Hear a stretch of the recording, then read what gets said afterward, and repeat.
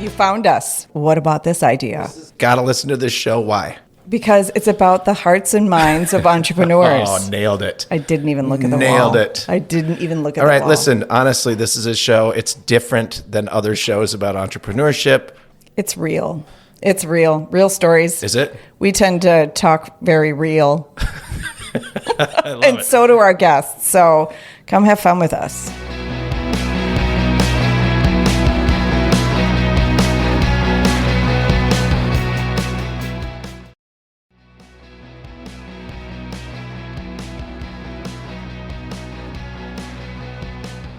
Ready? Let's do it. Welcome back Welcome to the back. second half. You know what I did? I went and grabbed a water and I left it on the counter.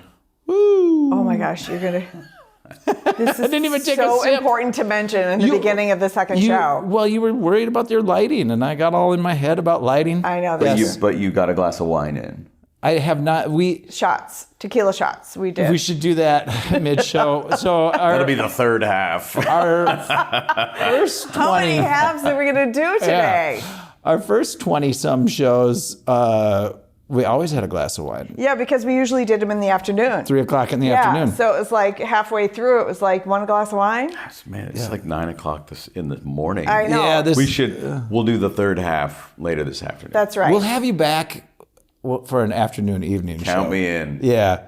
Yeah, we're not doing it for any good reason, but it's just been this. I think we were trying to get you in before the end of December. And we have a very Yeah. busy day the rest of the day. I can't We do. start my day at this point. It's not Sunday or Saturday.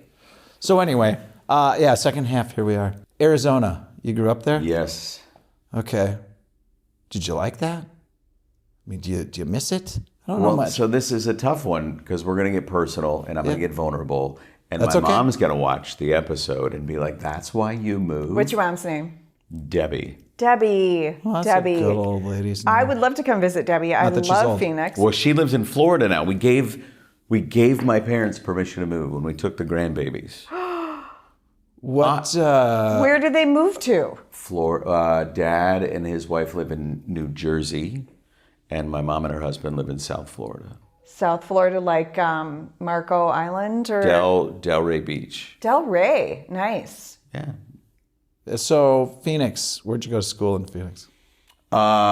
Graduated in Mesa, Arizona from Dobson High School. Eventually made my way to ASU. Okay. Go Sun Devils. And met my wife 20-ish years ago and decided to move here about a dozen years ago.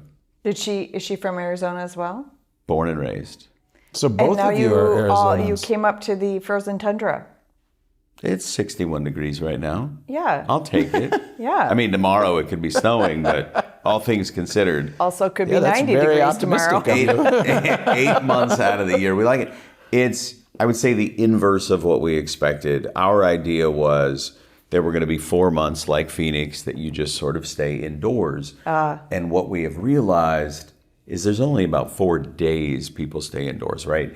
60 below with the wind chill, no one's going outside. Yeah. Otherwise, put on a coat, put on some gloves, put on a beanie, and go enjoy. It's not that bad. It really isn't. You can It's dress lovely, for the actually. cold. You can't undo the heat. I mean, some do, but Yeah. I started years ago. So I've been married 22 years to Forrest. And before that, I think I started getting itchy about the winters, right? Like I grew up here. Like right? you didn't I wanna should be live used here? to it. I was like, oh, them the anywhere? grass is greener, right? Yeah. And he's like, you just need to embrace winter.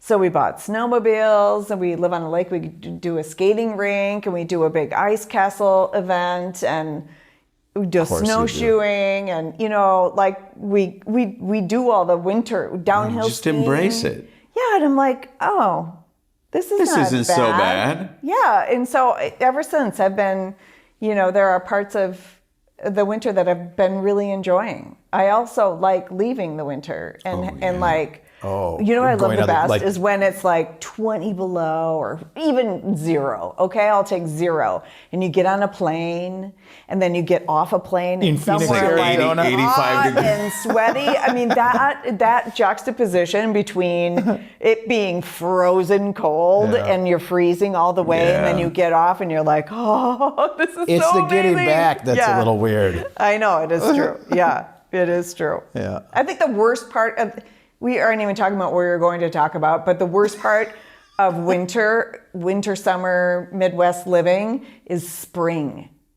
The sludge. The sludge. It's just so ugly. So you made me think of the travel though, because in January I'll go to Phoenix or Florida or somewhere warm, and I'll carry my jacket on the plane because I needed it when I was still in Minnesota. Right. Then by the time I get back, I'll have to put the coat back on. The worst one is when I think, well, it's not that cold today. I can get on the plane without a coat. I'll be fine. And then you get back and there's, 4 feet of snow on the ground and you got to clear Didn't your put a coat in your car, and I car. didn't have a coat. Or There's no worse, I left shovel. it in the car, which means Yes. it's freezing cold. Yeah.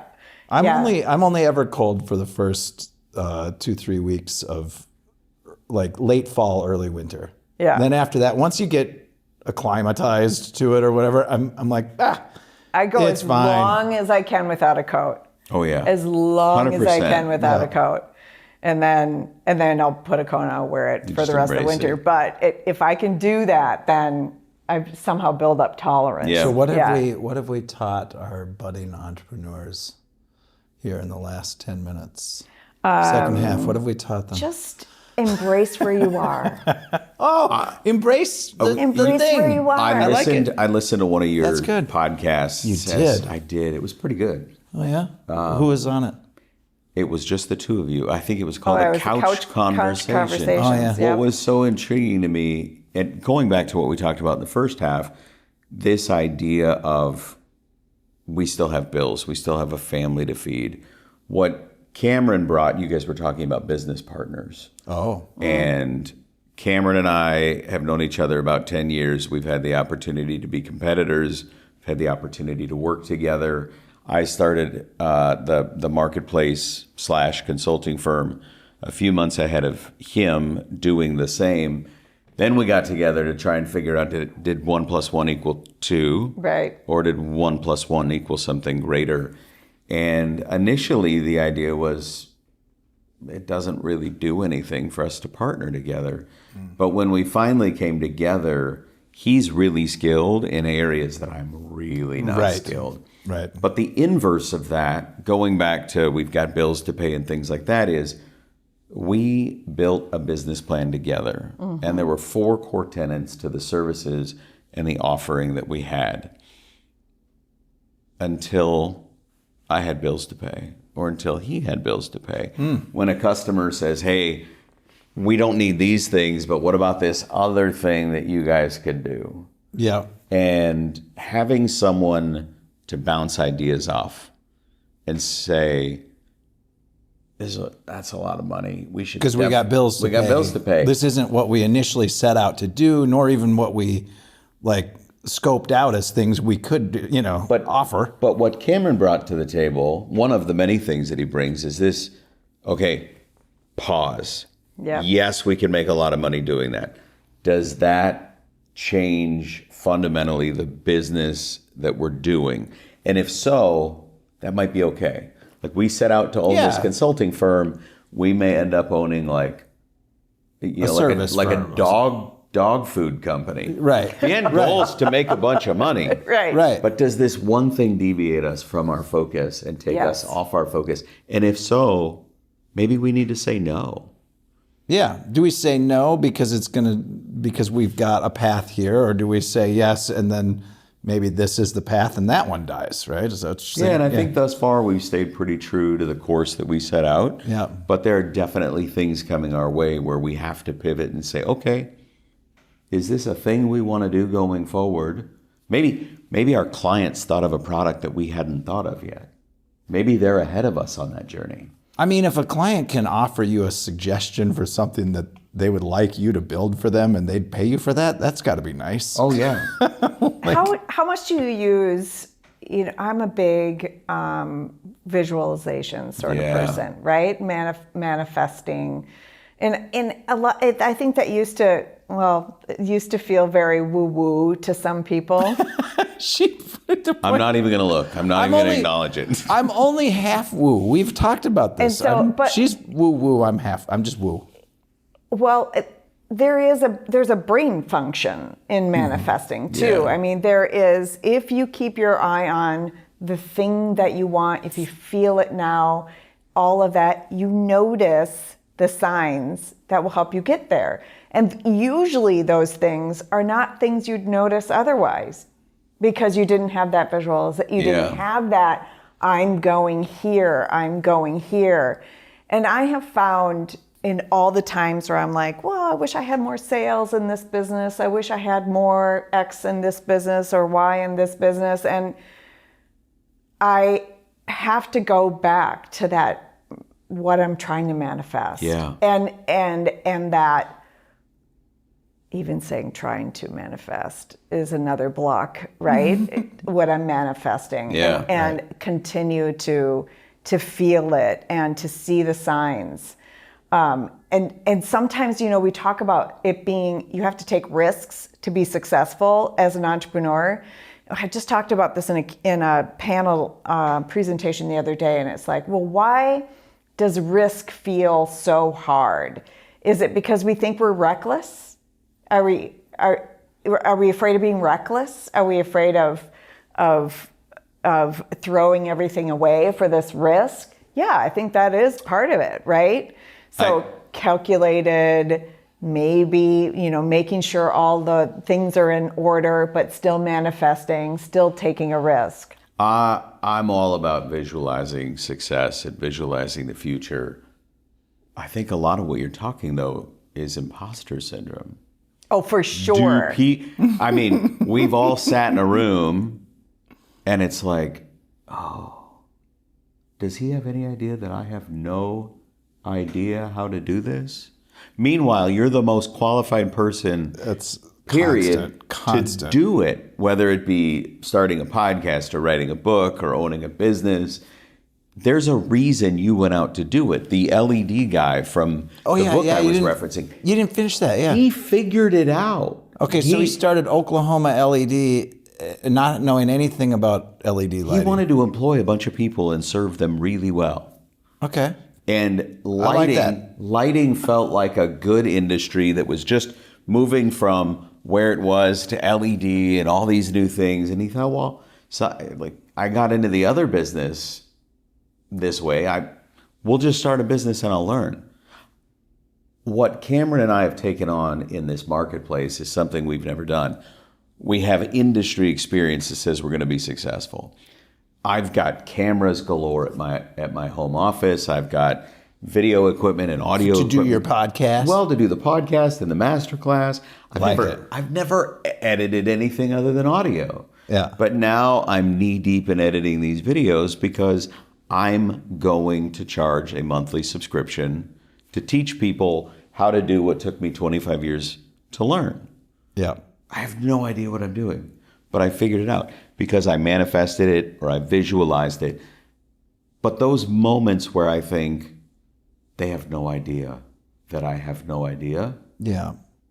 Truth is, probably for everybody watching this, you're more qualified, A, than you think you are, which is what got you a seat at the table, which is what got someone to pick up the phone and call. So, we're all there for a reason. The only way we're going to be successful, and there are definitely times we shouldn't be in the room. Let's acknowledge that too. And embrace it and learn from it and say, okay, I've got a buddy, Jake Brown. Jake's a brilliant mind. He's got this idea called failing forward, or Ryan Leake calls it chasing failure. Yep. I might not be the smartest kid in the room, but I'm in the room for a reason, and I can add value. And then learning from, okay, that meeting definitely didn't go as I'd planned. What can I learn from it, and how can I improve? Right. Exactly. I feel like people think, well, if I keep pushing and pushing and pushing and pushing, I'll win. And that is there a time when I just say, this is not working? Is there a time?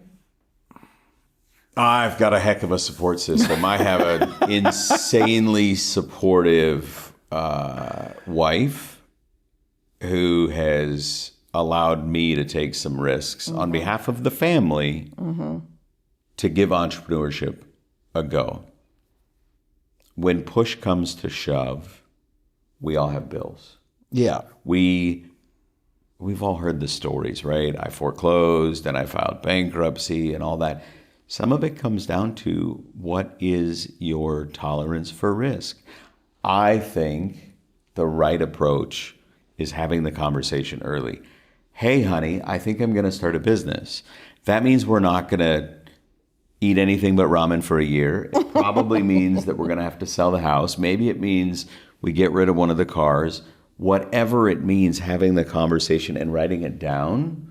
So it's not that he said, she said, well, you never told me we were going to get here.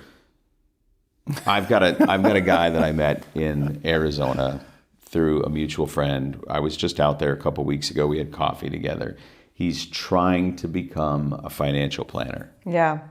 He's gotten his license, but he's not doing the right things to be successful. Sorry. What would those things be? I don't think he's picking up the phone. He doesn't have a contact list. He's not following up. He doesn't have a CRM. Like all of the things that you need to be successful. CRM is free. Zoho and HubSpot and all these, they start out for free.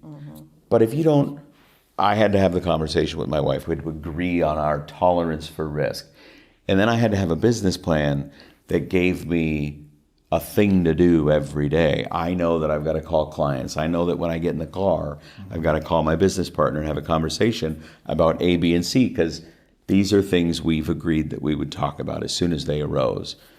If I'm not following the agreed on risk tolerance that my wife and I have together, or if I'm not following the business plan, I'm probably going to fail, and then I got to go find a job. I'm trying to learn. We got to set the stage my wife early. and I never had those conversations, but when we married 22 years ago, I was already that. Like it wasn't like I had a corporate job and said, I think I'm going to try this other thing. Yeah. I've always been working for myself. Yeah. So it was like signed up on day one. You can't get away from it. I will say that entrepreneurship, the thing that I've learned this go around is entrepreneurship is not for everybody. It's not. It's really friggin' hard. It'll raise your blood pressure. You don't know where the checks are coming from or when they're coming. Your collections, which I did yesterday, your accounts receivable, accounts payable, your invoicing. It's tough. Your everything. It's like you're high-fiving 1 minute, and then all of a sudden, 5 Laying on the minutes floor later, crying. you're crying. And it's like, it is a zigzag approach to winning. And, I would say the edge, what is the edge, right? What is the edge? Because there's so many people who will once you hit too many of those downs, you're done. And your spouse and your family are like, you're done. Yeah. So how can we, I don't even know how to share a story about that, because I have had success by persevering even when everything seemed not okay. I mean, I bank on that quite a bit. Is that in my interpretation of entrepreneurship, and I haven't talked about canoe trips in a long time, but it's sort of this if you set out on a journey and the destination is out here somewhere and you're your only set of resources, really, maybe you have a team with you, you have things you brought, you can find some resources along the way, but in the end, you're going to get here and you have to set your mind to that. Yeah. No matter what happens, it can be awful some days, but you get up the next day and you keep heading toward that end destination. I'm not going to fail. It goes back to what we talked about with manifesting or visualizing. I'm already successful. I'm already successful. I'm going to get to that destination. I'm going to be a millionaire many times over. I'm going to support the community. I'm going to do all these things. I know that's coming. Today is really, really hard. The Really other thing difficult, The other yes. thing that I think, and tomorrow might suck even worse. Yeah. The other thing that I think is important, back to relationship capital from the first part of the episode, having relationship capital with someone so they can have the honest conversation of, hey, I know you saw this. I know that if circumstances were different, you'd crush it. But you're at a point now you may need to go get a job. And there's nothing wrong with that. Right. Someone that you implicitly trust, that's not a family member, that's not your spouse, that's not one of your kids, that can look you in the eyes and say, you're failing, it's time. Mm-hmm. And someone that can say it to you in a way that you can receive it. Because not everybody watching the show is going to crush it in entrepreneurship. No, and entrepreneurship is so broad that, like, you come at this having had a career, right? A corporate career. 25 years, yeah. So when you say, you know, if someone says, go get a job, presumably the job that you can get is one that supports your family at a rate that everyone's comfortable with, Yeah. right? And there are a lot of entrepreneurs, some of the people watching are going to be a little more on my end of it, which I didn't come from the corporate world. I did have a construction company. Like if I went, I'm not sure what job is out there for me that would afford me a lifestyle that works, right? So like, let's say you're a little shop owner and you've never done anything other than that, and that's not going well, and the alternatives to doing that are a job that don't meet your needs and don't pay the bills. Like some people, that's not quite the option, right? I interviewed a woman, Chris Shipley. The book was called Adaptation Advantage. Well, that was really hard. That was a long time ago. Adaptation And she Advantage. talked about the people that are going to be successful in the Yes. future are the Yes. ones that can adapt. I've got a 25-year history in sales and marketing. Yeah. If I've got to go into a manufacturing facility and work on a line, if I'm adaptable, I'm going to succeed. Yeah. Absolutely. I will figure it out. Yeah. The thing, so this is, I apologize. I knew I was going to do this at some point because there's a topic I want to talk about. Pre-apologizing. And I like it. as a been guy that owns waiting. his own podcast, I'm I've like, been when do waiting. I do this? The other thing that's hard about entrepreneurship, for those that are watching that have a full-time job today, is social media. When I talk about my book, when I worked for a company, talked about writing a book or talked about the podcast, they wanted me solely focused on them. Yeah. Their and business. Their business and their narrative. Now, what's interesting to me is so many people say, I'm not counting hours. I just want you to do the job until I post about the book or until I post Then about you're my not giving podcast. them your full attention. Yeah. I mean, I remember, I won't name names, but when I started the podcast, I was working for a company. My boss knew about the podcast. He knew that I read the book and I interviewed the guest. And when do you interview the founder of Reebok? Whenever it's convenient for the founder of Reebok. Yeah. That oftentimes Exactly. was that's when. the middle of the day. Yeah. But I always got the job done. What I realized was the CEO of that company, it wasn't about getting the job done. It was about getting the job done and working the 40, 50, 60, 70 hours a week and the perception. So I think if I own a shop and have a full-time job and once a month someone calls in sick and I got to call in sick to go work at that shop and I leave my full-time job for the day, that's going to have an impact. Yeah. And it shouldn't, and it's frustrating, but we have to acknowledge that corporate America, private equity, venture capital, they want you in your seat 8 to 10 hours a day, focusing on nothing but them. Yep. Which is what makes that world so scary to me. Like it's one I've never really been able to venture into. Yeah. So, yeah. Yeah, I don't know. I mean, I don't know. You got to go. I wrote my business plan about 3 years before I left that company, but I had created a situation in which I could be very entrepreneurial in that because I knew that I wasn't corporate material because I don't follow rules well. That's pretty universal, I think, amongst most entrepreneurs. And really, in a sense, all of that being a disadvantage while you're working for someone is a huge advantage when you're an entrepreneur. Yes. Like, don't follow the rules and make sure you push boundaries and understand where you can be innovative and where you can't be, right?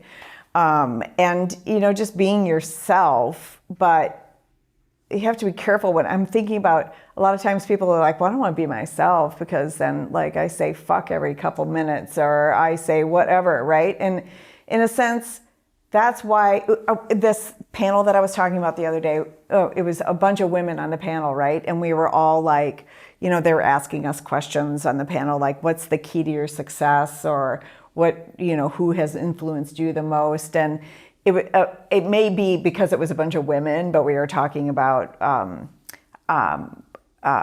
taking care of ourselves, right? And that thing, if you're going to be yourself, if you're going to be the authentic self that you want to be as an entrepreneur, you really need to take care of yourself, right?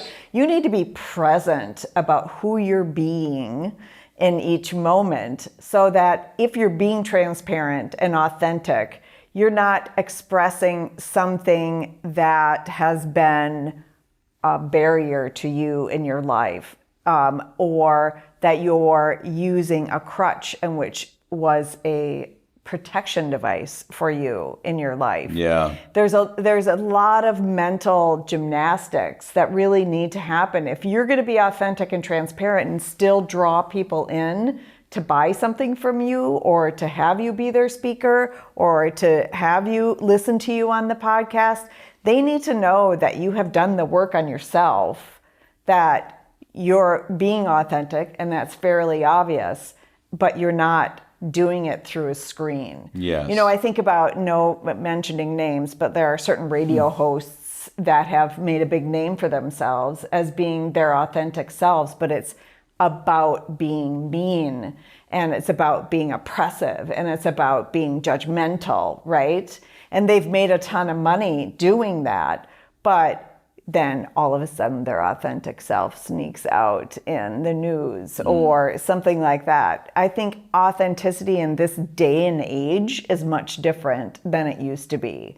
I think we're craving it. I think we're craving it. Like we talked a little bit about the Great really. Awakening, like the other day. And, a lot of this is like, I believe in the Great Awakening, sort of, like grain of salt, sort of thing. But I do feel a part of, I don't think I've ever felt comfortable saying to anyone, let's be our authentic, transparent self, or let's let the universe guide you toward a vision, or and all of a sudden I feel really comfortable saying that to a lot of people. It's interesting. Right? I had a friend give a keynote, phenomenal keynote, and I used the word at dinner, authenticity. She goes, there's no such thing. There's no such thing as authenticity. She goes, there's husband Eric. There's dad Eric. There's coworker Eric. There's entrepreneur Eric. And I have sat on that, November will be a year, so almost a year, I've sat on this conversation. Great takeaway. It was definitely a challenge. She left a mark. What I realized was, most of us, she's right. Most of us have 5 or 6 authentic versions of ourselves, depending on the environment we're in. What I have found is I'm just the same guy everywhere. I'm a vulnerable, open book, whatever at home. Mm-hmm. So that's who you get at church, and that's who you get at work, and that's who you get on an airplane, and that's just who I am, and you don't have to like me. I get it. We all have personas. I understand the if I'm concept. talking to my mom, I'm going to be a different kind of authenticity. Sure. If I, because I don't want to hurt her or her feelings or, something like that. I mean, you carry a persona that is, and that's very good to be aware of. I love the challenge that she did. It's great. Let's spend the next year of me thinking about that and bringing it back in next November. I love that challenge. If I don't feel uncomfortable, if I'm not like, standing outside the door, okay, now you have to be Juliet the podcaster right now, right? If I'm not doing that, then I feel really good about being authentic. Yeah. If as we're talking, you've inspired me in a way that I want to be grateful for and build on, I'm going to do that. Yeah. Right? Somebody might not like it. Somebody might really like it. And that's when you're being authentic. Like you're out there. You're not talking through a barrier. You're not talking through something that used to protect you or does protect you. You're able to be that. Yeah. And really being authentic means that you can say, I totally fucked that up. I shouldn't have said that. Yeah. Right? Or I shouldn't have said it that way. Or Well, that has to be a part of it. It has to be a part of it. And we have to be able to forgive other people for that. That's how we learn together. Yeah. And grow. I really wanted you to explain your business. Sure. At some point, you and Cameron, what you have created, because I think it's so niche-y. And I think my initial impression has not changed, right? My initial impression is that is freaking brilliant. Yeah, we didn't get into it, did we? I don't have any idea what you do. Well, you didn't do your homework, but that's... No, he doesn't do his homework. My homework is not doing the homework. So there are a few, basically we support the supplier community in the software as a service space. So think of companies like give me some Comcast or Lumen, formerly CenturyLink, Vonage. These folks, many of whom don't have direct sellers, they sell through a series of entrepreneurs, companies like yourself that are just a solopreneur, all the way up to companies that have hundreds and hundreds of employees. So what has happened is the community of sellers, because private equity found us a couple of years ago, they have evolved. They look and feel a little different than they did 5-6 years ago, because private equity, many of them are looking for an exit. Many of them are in their 50s, started a business 20-30 years ago, didn't have an exit strategy. Now the financial world wants to give them a nice exit strategy. Okay. So that segment of the business has evolved.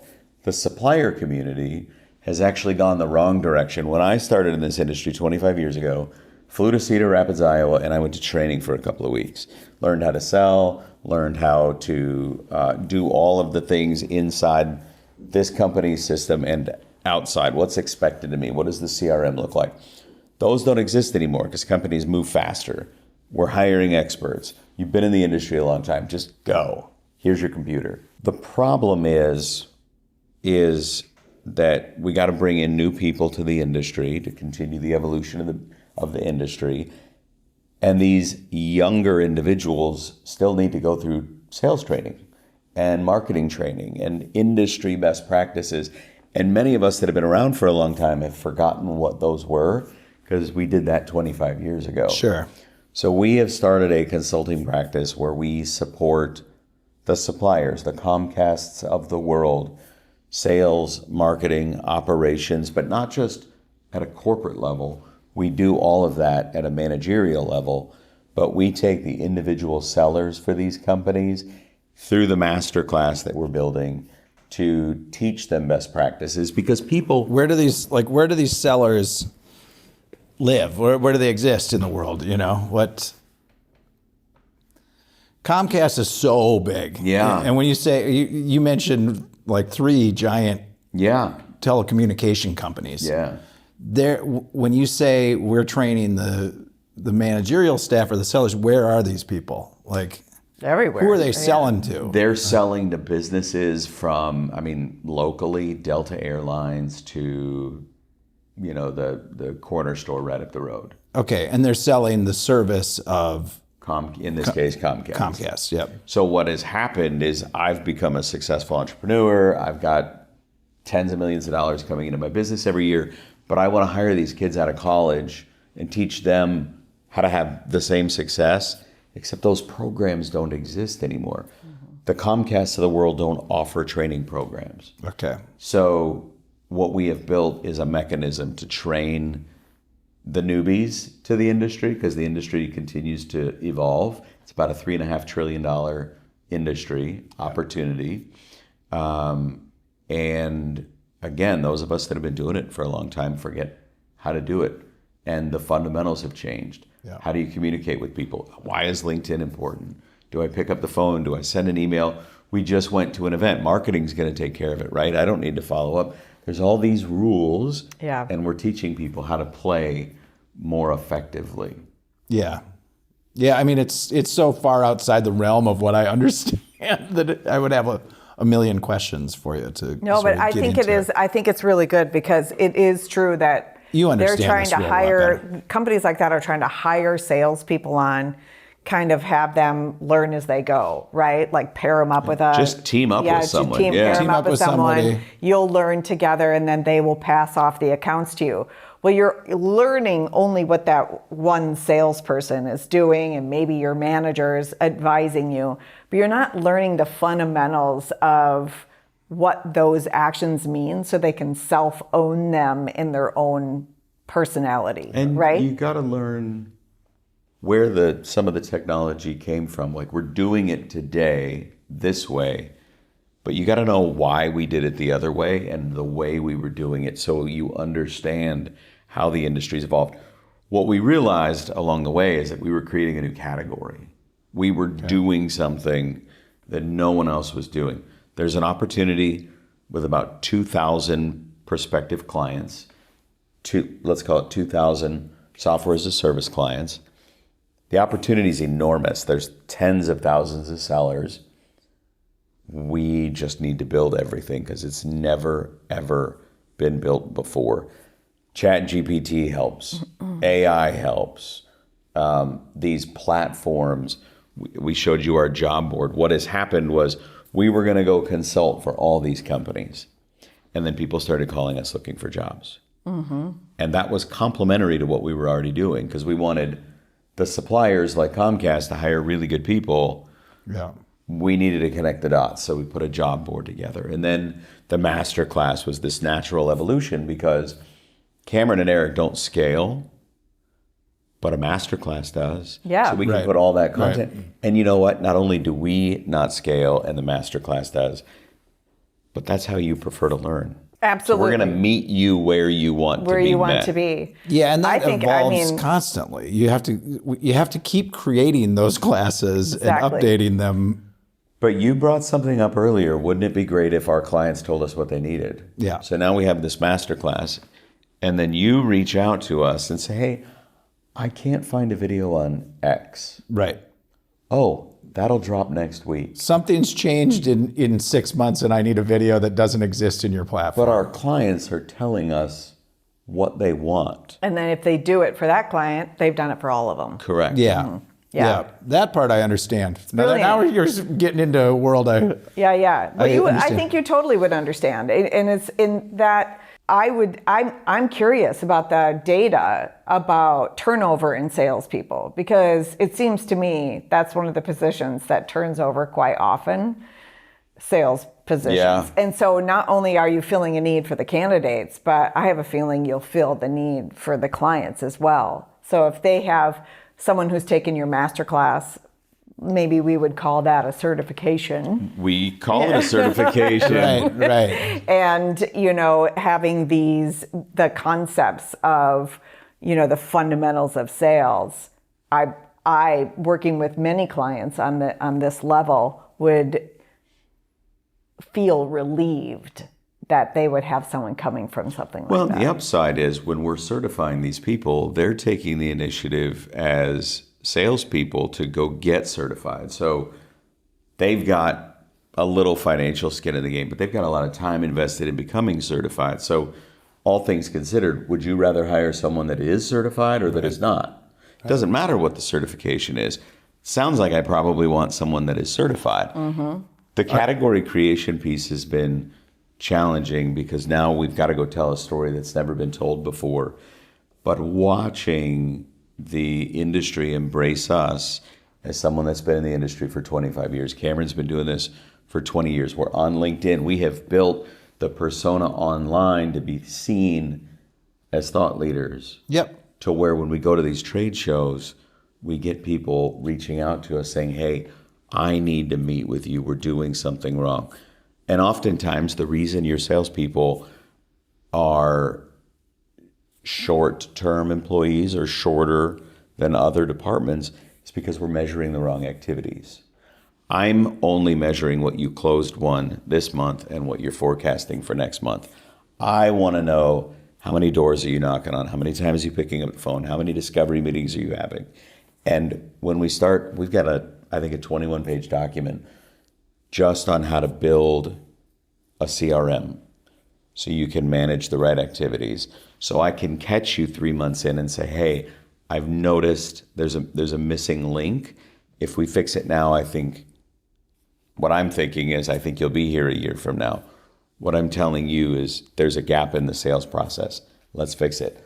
But we're not measuring this stuff right now. And how specific to an individual company are these, or how broadly universal are they? So, I would say, I would like to think they are individualistic, but it's basically the same for probably everyone across the globe in sales.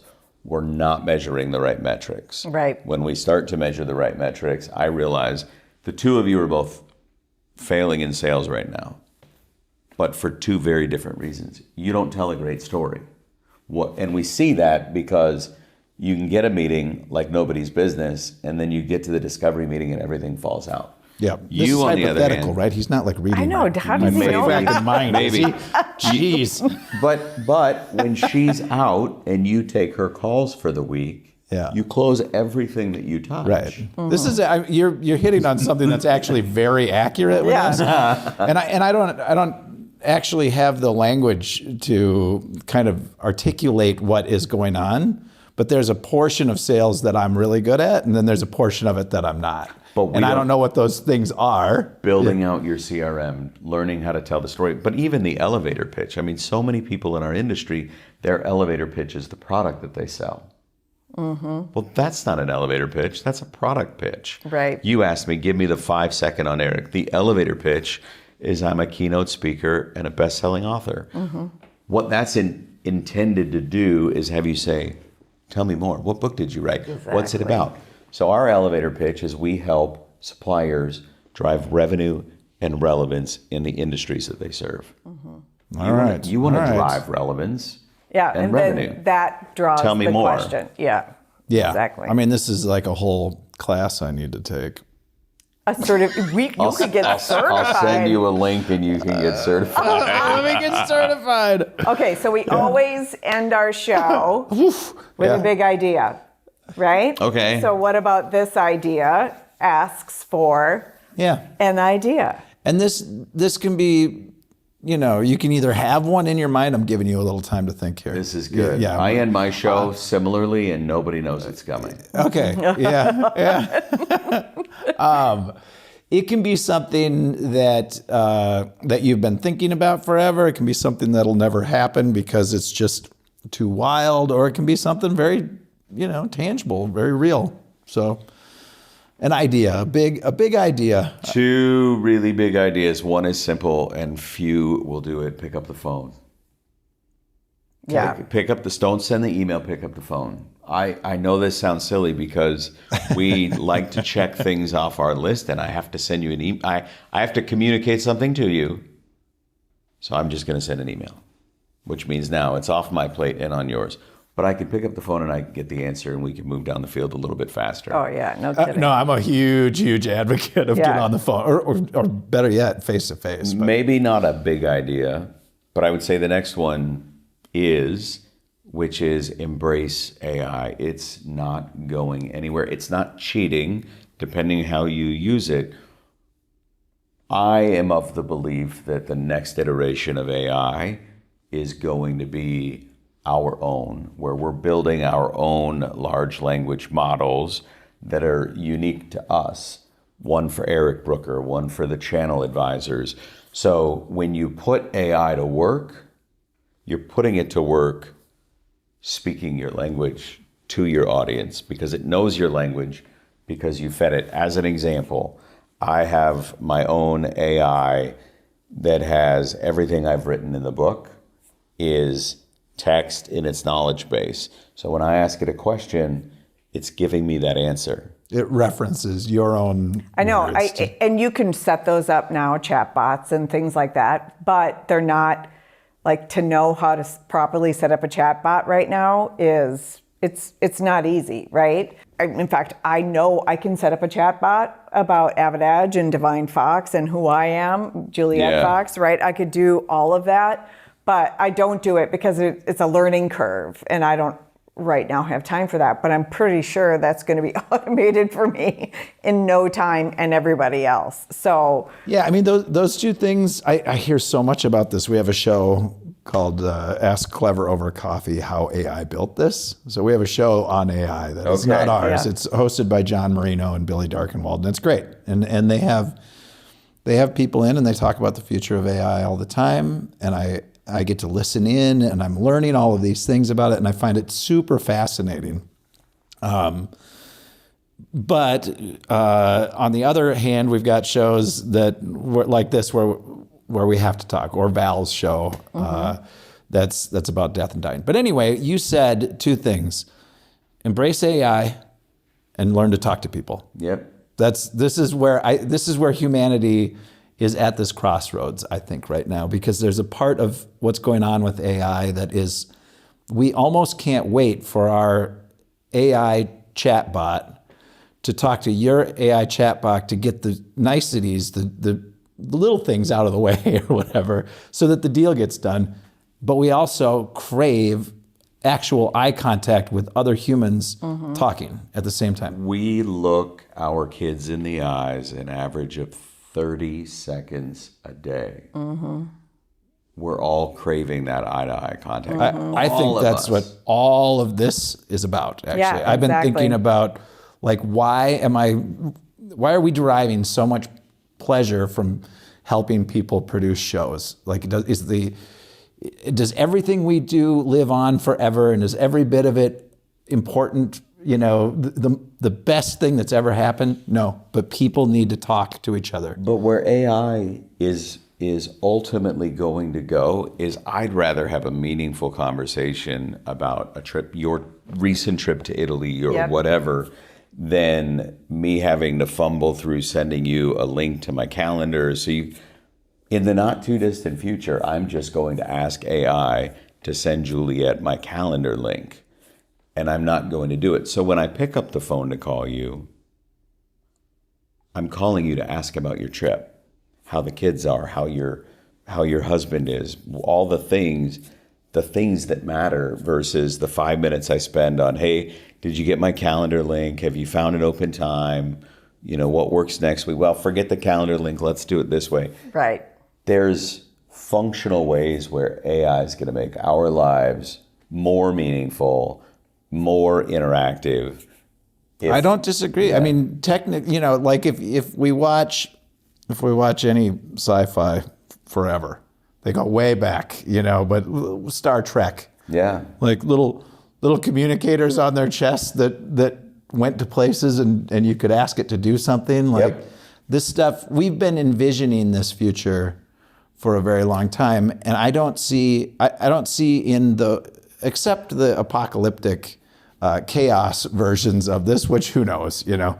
But in all the versions where our expansion of technology produces a brighter future for us, there's still human interaction.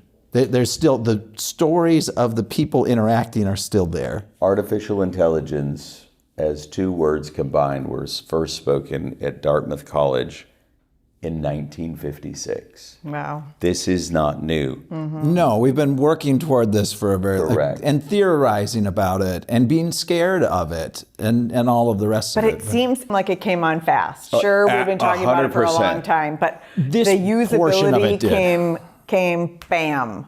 And now we're using it, right? And there's no rules. There's no rules. Yeah, we haven't regulated it in any way. Self-regulating. We haven't done any of our own internal audits of how this works and what it's going to do and who is it going to mess up. But what's interesting is we haven't in the United States, but I was listening to a podcast this morning that was talking about the elections and the deep fakes and all the things going on in the United States, where Kamala and Trump are it's not them, it's not their voices, but it looks and feels and smells and sounds. Yeah. In other countries, they have put regulations around that where you can still do that. But you have to say you're doing it. You have to say that you're doing it. Yeah, I mean, we'll figure that part out, I guess, as we go, and we'll probably sow some chaos. Every new thing does I for hope a while. so. Yeah, there it is. I hope so. Yeah. It's a good note to end on. Yeah, it is. Thank you. Thank you, guys. Yeah, This was Eric. Thank great. you. I mean, here it is. You know, you did it. You sat down and Talk to did us. an hour and I'm so happy that 20 you minutes. broke outside your own podcast to come and be on ours. This was great. I appreciate you guys having me on. Yeah, thanks this a was lot. good. Thank you. A lot of podcasts that we end with, I'm like, this sheds a whole new light on the podcast. You know how your podcast probably evolved? Oh, I feel yeah. like ours is doing it now, and the new space really helps. And of course, the plants are a huge, I mean, the huge decor. addition. Yeah, I mean, the decor. When really I leave, should I take the chair to the person that you borrowed it from? we still need that chair. We Don't will give it back have our yet. own stuff soon, I promise. These are ours, but that chair is not ours. So I just really appreciate it because I feel like this podcast will help us in our evolution of podcasts. Thank you. It's already helped me personally, so thank you. Good. Thank you. Yeah, Well, I need to get certified. That's what I found. that's for sure. Yeah. I learned something. Oh, you're certified. Oh, okay, sorry. Yeah. Thank you. Certifiable. All right. Okay.